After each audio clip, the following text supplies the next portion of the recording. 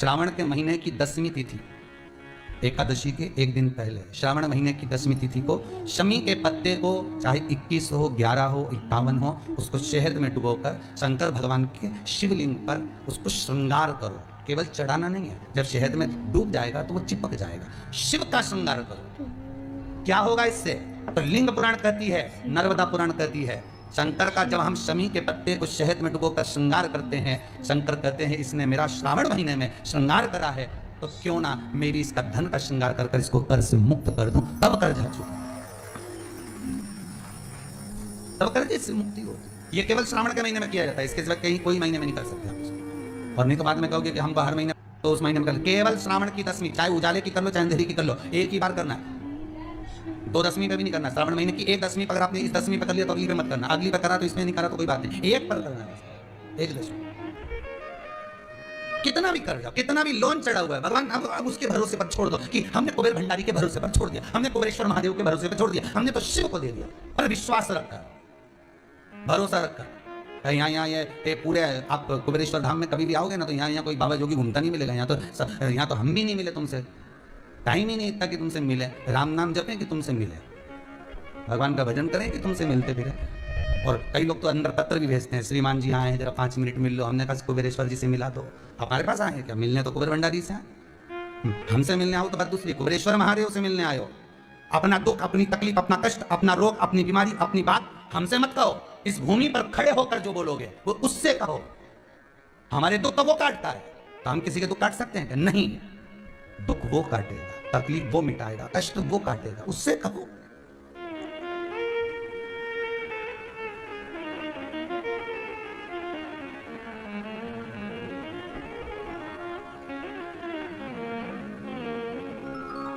उसके भीतर बात।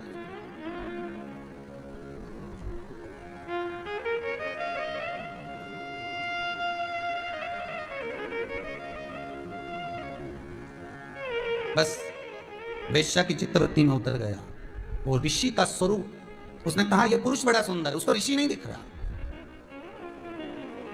भगवान का प्रसाद, प्रसाद उसी को दिखता है जिसके भीतर प्रभु विराजमान होता है, तो उसको प्रसाद दिखेगा। चिड़चिड़ करता है या गलत मार्ग पर चलता है। श्रंभेश्वर महादेव शंकर जी का एक नाम है, श्रंभेश्वर महादेव। तो जब कोई व्यक्ति चिड़चिड़ करता है, क्रोध करता है, गुस्सा करता है, तो महाराज शंकर भगवान का श्रंभेश्वर महादेव का नाम लेकर 31 बेलपत्र, जिस व्यक्ति को क्रोध आता है उस व्यक्ति का स्मरण कर कर आखा चावल मतलब सेके चावल के साथ एक बेलपत्र, 31 बेलपत्र कर कर शिव जी के शिवलिंग पर समर्पित करी जाती है, मात्र 10वीं की तिथि के लिए। केवल 10वीं, चाहे उजाला की हो चाहे अंधेरी। कौन से महादेव का नाम लेना है? श्रंभेश्वर महादेव, शिव जी का ही। एक और चीज है महाराज, छोटे छोटे बच्चे रहते हैं, कुछ कुछ बच्चों को माता जबरदस्ती के भोजन कराती है, खिलाती है, ठोकती मारती खिलाती है। कुछ कुछ बच्चे ऐसे रहते हैं वो कुछ खा ही नहीं पाते, मुख में दो और वॉमिटिंग कर देते हैं, उल्टी कर देते हैं। ऐसे बच्चों के लिए, या जिस व्यक्ति को भोजन पचता नहीं और उधर में एसिडिटी रहती हो और जलन टाइप की होती हो, उसके लिए भी श्रंभेश्वर महादेव का स्मरण है। सुंदर व्याख्यान वर्णन किया है। श्रंभेश्वर महादेव के ठीक सामने अर्थात भगवान शंकर के किसी भी शिवलिंग के सामने एक तांबे के लोटे में जल रख लीजिए, तो जल के अंदर 3 बेलपत्र डाल दीजिए, एक पीपल का पत्ता डाल दीजिए। शमी के 11 पत्ते कलश को छुआकर शंकर भगवान के शिवलिंग पर श्रंभेश्वर महादेव के नाम से चढ़ा दीजिए। उस जल को उठाकर ले आइए, 1 रात्रि तक घर के अंदर रखना है। उस जल को श्रंभेश्वर महादेव का नाम लेकर, जिस व्यक्ति को एसिडिटी होती हो या उधर खराब रहता हो या भोजन नहीं पचता हो या पेट से जुड़ी हुई प्रॉब्लम हो या बच्चों को भोजन कराते हैं और वो वोमिटिंग कर देते हो, ऐसे बच्चे को या भोजन नहीं खा रहा हो ऐसे व्यक्ति को उस जल को सुबह दोपहर शाम 3 बार श्रंभेश्वर महादेव का नाम लेकर आचमन कराना प्रारंभ कर दो, पिलाना चालू कर दीजिए। 3 या 4 दिन पिलाओगे, अपने आप उधर में भी आनंद रहेगा, बच्चा भोजन करना भी प्रारंभ कर देगा। श्रंभेश्वर महादेव। शनिवार के दिन जो पीपल के वृक्ष में सरसों के तेल का दीप लगाता है उसको शनि कभी परेशान नहीं करता। एक बात हमेशा ध्यान रखिएगा, मान लो अगर कोई भारी रोग ऐसा शनि महाराज के कारण हो गया हो, अच्छे काम करते करते उल्टे हो रहे हैं, होते हैं किसी किसी के साथ में विपरीत परिस्थितियां आ जाती है, अच्छा करने जाओ बुरा हो जाता है, अच्छा कर्म करने जाओ बुरा हो जाता है। तो पीपल के वृक्ष की जो छाल होती है, छाल देखिए, पीपल के वृक्ष में जो छाल लगी होती है, उस छाल को घिसकर चंदन बनाकर भगवान शंकर का स्नान कराकर, अभिषेक कराकर, पूजन कराने के बाद हमें पिपलेश्वर महादेव का नाम लेकर, कौन से महादेव? पिपलेश्वर महादेव का नाम लेकर वो जो घिसी हुई छाल होती है, उस छाल का तिलक भगवान शंकर को लगा लो और उसी का थोड़ा सा भाग अपने कंठ पर, मस्तक पर लगाना प्रारंभ कर दो। धीरे धीरे जो विपरीत दशा है वो सुधरना प्रारंभ हो जाती है। पर नाम याद रखना, पिपलेश्वर, जम के बोलिए, पिपलेश्वर महादेव भगवान शंकर का एक अवतार है, पिपलाद अवतार। पिपलाद अवतार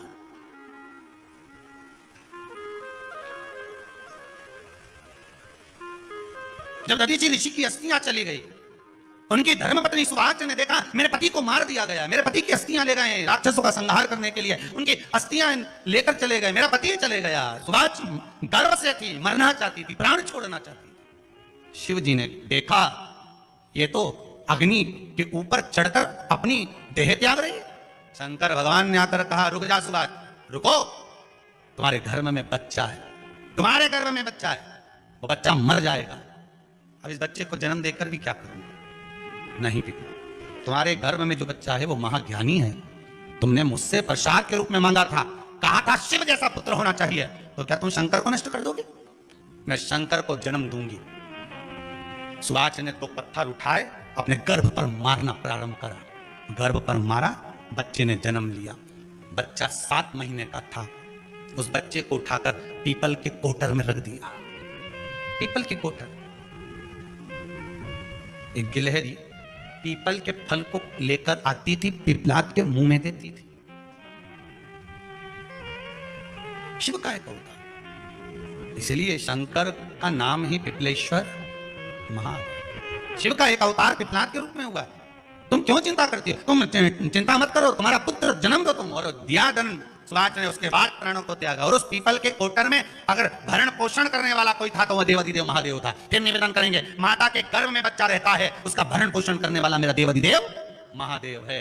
अगर जन्म उसने दिया है तो मृत्यु भी वो देगा। अगर तुमको कुछ ज्ञान दिया है तो अच्छी जगह पर भी वही पहुंचाएगा। आप जो अभिलाषा लेकर आते हैं, बच्चे कहते हैं हमारी नौकरी नहीं है, सर्विस नहीं है, हम इस कॉलेज में पढ़ना चाहते हैं, इस जगह जाना चाहते हैं, हम इस पद पर जाना चाहते हैं, बस इतना याद रखना, तुम्हारा भाग्य बुरा नहीं होता। कभी भी याद रखना, संसार में जिसको भगवान ने जन्म दिया उसकी किस्मत कभी बेकार नहीं हो सकती। अगर भगवान तुम्हारी किस्मत बेकार होती तो जानवर बनाकर पैदा करता, इंसान बनाकर नहीं। किस्मत अच्छी थी इसलिए इंसान बनकर पैदा हुआ, जानवर बनाकर पैदा नहीं करा। अगर तुम्हारी किस्मत अच्छी थी इसलिए मनुष्य बनकर पैदा हुए हो, इंसान बनकर पैदा हुए हो, मानव बनकर पैदा हुए हो। भगवान को दोष मत देना कि भगवान ने किस्मत बेकार दी है। भगवान ने किस्मत अच्छी बनाई है इसलिए तुझे मृत्यु लोक में जन्म दिया। भगवान ने भाग्य अच्छा बनाया इसलिए तुझे शिव महापुराण की कथा सुनने का मौका दिया। नहीं तो भाग्य में नहीं होती तो कहां से मिल जाती? किस्मत अच्छी है तो भगवान नौकरी भी लगाएगा, धंधा भी करवाएगा, सर्विस भी कराएगा, विवाह भी करेगा, शादी भी करेगा, मकान भी बनाएगा, जायदाद भी देगा, संतान भी देगा। उसने दिया है पेट तो भरेगा वही। हम काय को अपने माथे पर ले, मैंने इतनी पढ़ाई कर ली, मैं इंजीनियर हो गया, मैं ये बन गया, मैंने तो ये कर लिया, उसके बाद भी मैं घर में बैठा हूं, मेरा छोरा घर में बैठा, इतना पढ़ने के बाद बैठा।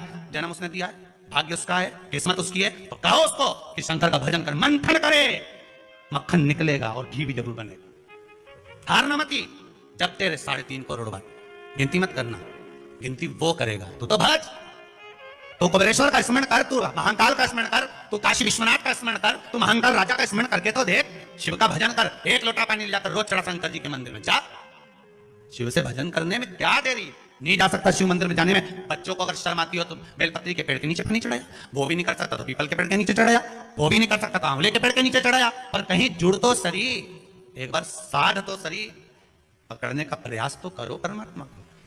तुम भगवान को एक बार पकड़ लो फिर परमात्मा नहीं छोड़ता। पूतना ने एक बार गोदी में लेके दूध पिलाया था, बाद में पूतना कह रही थी छोड़ दे छोड़ दे छोड़ दे, आकाश में उड़ गई, छोड़ दे छोड़ दे। भगवान के आई काय को मौसी, काय को आई पर आई है तब दूध पिलाया है तो फर्ज तो अदा करूंगा, ऐसे तो नहीं छोड़ दूंगा। तुम भगवान को 1 लोटा पानी चढ़ा दोगे, भगवान को दूध चढ़ा दोगे तो भगवान ऐसे ही छोड़ देगा क्या? पकड़ लेगा, छोड़ेगा ही नहीं। फिर तुम कहोगे भगवान छोड़ दे, भगवान छोड़ दे।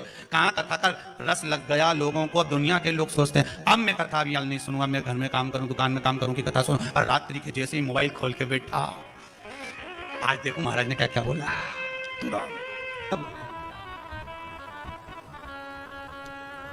सारी दुनिया की ठोकर खा लो, सारी दुनिया के हाथ जोड़ लो, सारी दुनिया से निवेदन कर लो, और उसके बाद भी तुम्हारी दुख की घड़ी समाप्त नहीं हो, तब प्रयास करना। तुम्हारे घर में कोई गमला हो, कोई पौधा लगा हो, जो भी पौधा लगा हो, हम ये नहीं कहेंगे कि वो गुलाब का है कि गेंदा का है कि शमी का है कि बेलपत्री का है, जो पौधा तुम्हारे घर में लगा, जो पौधा, एक प्रयास करना। अभी सावन चालू हुआ है, अगर तुम्हें लगता है कि मेरी दुख का समय समाप्त नहीं हो रहा, मेरी दुख की घड़ी समाप्त नहीं हो रही, तो घर में रहने वाले जितने लोग आस्था चैनल पर कथा सुन रहे हैं, जितने फेसबुक यूट्यूब पर कथा सुन रहे हैं, और जितने पुष्कर राज की इस पावन धरा पर बैठकर कथा सुन रहे हैं, उनसे निवेदन करेंगे, श्रावण 2 सावन अब की बार हैं, एक अधिक मास का भी पड़ेगा और एक श्रावण ये पड़ेगा। ये जब 2 श्रावण पड़ते हैं तो इसमें हरि और हर का मिलन होता है, हरि और हर का मिलन, क्योंकि अधिक मास जो है वो भगवान पुरुषोत्तम का है, भगवान विष्णु का, और सावन के मध्य में अगर पड़ रहा है तो देवादिदेव महादेव के साथ भगवान हरि का मिलन हुआ है, इसलिए इसको हरिहर श्रावण कहते हैं। ये 2 महीने के श्रावण में अगर मान लो एक दिन आपका निकल भी गया, 2 दिन आपके छूट भी गए, कोई दिक्कत की बात नहीं। जिस जो पेड़ तुम्हारे यहाँ लगा हो, जो पौधा तुम्हारे यहाँ लगा हो, जो वृक्ष तुम्हारे यहाँ लगा हो, जो प्यारा तुम्हारे यहाँ हो, कुंडी तुम्हारे यहाँ हो, उसी की मिट्टी को, उसी के पेड़ के नीचे, उसी पौधे के नीचे, उस मिट्टी को थोड़ा सा हाथ से उसको उठाकर एक लिंग की आकृति बना लें। उसमें जलाधारी बनाने की जरूरत नहीं, केवल लिंग की आकृति बनाकर उसी की पूजन वहीं कर कर पानी चढ़ाकर 15 से 20 मिनट बाद अपना काम करने के बाद उसी को उसी मिट्टी में विसर्जन कर दें, अपनी कामना कर कर। देवादिदेव महादेव 2 महीने के बाद क्या देगा ये वही जान सकता है, वो क्या प्रदान करेगा ये उसके ऊपर। देख लिया हमने, बहुत बहुत प्रयास कर कर देख लिया, सारी दुनिया का हमने प्रयोग कर कर देख लिया। इनसे भी पूछा, उन्होंने कहा वाशरूम इधर बना दो, वास्तु शास्त्री ने कहा ये बना दो, ज्योतिष आचार्य ने कहा ये बना दो, उन्होंने कहा ये बना दो, उन्होंने कहा वो बना दो। हमने दुनिया का काम कर कर देख लिया, हाथों की अंगूठियां बदल कर देख ली, नग आभूषण बदल कर देख लिए, सोने की दिशा बदल कर देख ली, सीढ़ियों की दिशा बदल कर देख ली। अब जब सारी दिशा बदल कर देख ली, सारा काम कर कर देख लिया, उसके बाद भी अगर हमारी ग्रह दशा नहीं सुधरे, हमने सबके दरवाजे जाकर देख लिया, देवी देवता उनके भी धोख धोख के देख लिया, पर जब भी अगर हमारी दशा ना सुधरे तो फिर कहीं मत जाना, महादेव के चरणों में जाकर बस उसकी आराधना में लग जाना, फिर वो संभाल लेगा। पाँव की चप्पल बार बार टूट रही हो,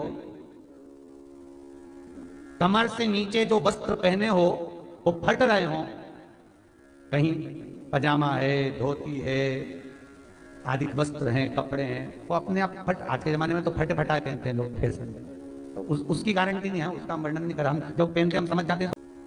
कमर से नीचे जो वस्त्र पहने हो वो फट रहे हो, कहीं पजामा है, धोती है, आदि वस्त्र हैं, कपड़े हैं, वो अपने आप फट, आज के जमाने में तो फटे फटाए पहनते हैं लोग, फिर तो उसकी गारंटी नहीं है, उसका वर्णन नहीं करा, हम जो पहनते हम समझ जाते हैं। तो शनि तो ऑलरेडी लगा ही, जब उनका घुटना घुटनी सब फटा हुआ दिखता है तो उसमें लग जाता है कि शनि पहले से लग गया बापड़ा, उनके पहने से तो मालूम पड़े। शनि का नियम है, शनि कथा कहती है, पाँव की चप्पल बार बार टूट रही हो, घिस रही हो, बत्ती टूट रही हो, कुछ कर रही हो, और अगर कमर से नीचे जो वस्त्र पहने हो वो अपने आप फट रहे हो, समझ ले कि शनि पाँव से प्रवेश कर रहा, मतलब अपनी प्रखरता शनि दिखा रहा। किसी मंदिर में गए महाराज, और वहां जाने पर चप्पल चली गई, तो समझ लेना शनि की कुदृष्टि अब पड़ना बंद होना चालू हो गया। कितना सुंदर कहा है महाराज। जूता चप्पल आज के जमाने में तो फैशन हो गई साहब, घर की चप्पल अलग होती है, बाहर की चप्पल होती है, लोग घर में चप्पल किचन तक में पहन के जाते हैं। अरे पानी ले जाओ सीओर से, रसोई घर में लोग चप्पल पहन कर जाते हैं, जहां भगवान का प्रसाद बन रहा है, जहां अन्नपूर्णा निवास कर रही है, और पूछा किचन की चप्पल है तो माथे पे रख लो, किचन की है।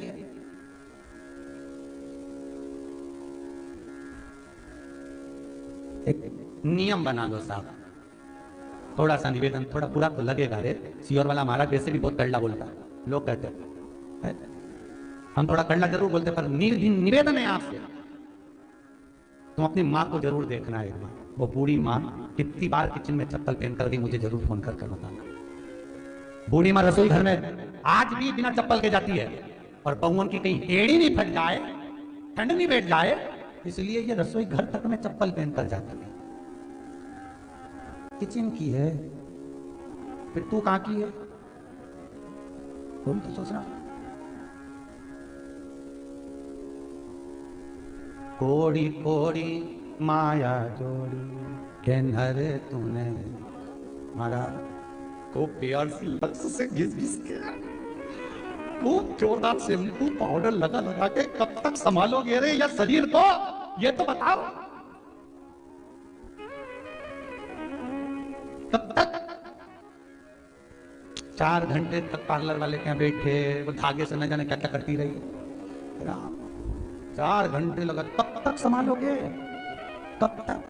कलर घोल घोल के लगाते रहे, सोचे हम बुढ़े ही नहीं होंगे। कब तक? ये तो विचारो कब तक? और आखिरी में सारा शरीर सपड़ा रहा। पोता पोती को भी पास में नहीं जान देते, बेटे तक रोते दूर से, बहू में खड़ी होके रोती, यानी बेटियां गले लग लग रोती, अम्मा चली गई, सब धरा पड़ा।